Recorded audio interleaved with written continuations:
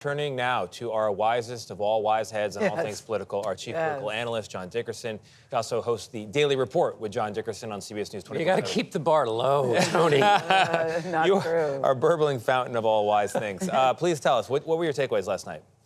Well, it was a kind of a, basically everything that's been reported so far. It was civil. It was, and that's notable mostly from J.D. Vance, because you look at who's running at the top of the ticket. So it's like you work for a boss who comes in and cut off jeans every day, and then a guy comes in wearing a suit and tie, and you think, wow, it's like the old days. It's like it used to be, where people believed in the norms of civility. They debated politics. That isn't to say that there wasn't a lot of traditional stuff that irritates people about politics, but it was so much different than what we've heard from Donald Trump out on the trail.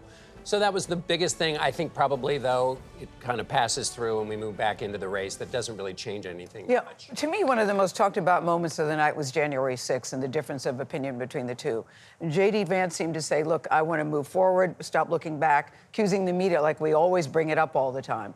Can you still say that January 6th is in the past? Yeah, J.D. Vance said he's focused on the future. So a couple of things. One, when you spend a lot of the debate talking about how great things were in the Trump years, you can't then say, wait, but I'm focused on the future. You can't just remember the stuff you say is the good stuff. The second thing is, who's focused on this a lot and built his whole campaign around it is Donald Trump. So he's quite focused on this. But then there are two reasons I think this is really important that Senator Vance couldn't give a simple yes, Donald Trump lost the election. Simplest question in the world. Still can't do it. And we interviewed Senator Tom Cotton, Republican from Arkansas, couldn't do it either.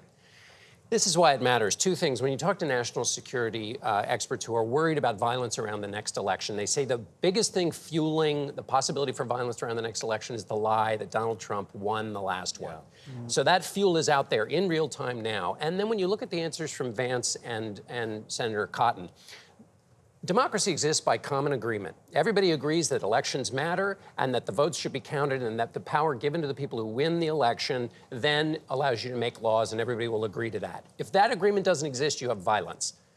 Well, that agreement only exists if everybody chooses to agree to it. So when you see Senator Vance and Senator Cotton making excuses, not saying easily that Donald Trump lost, they are creating room for the lie to keep living. This is not like a debate over tax cuts.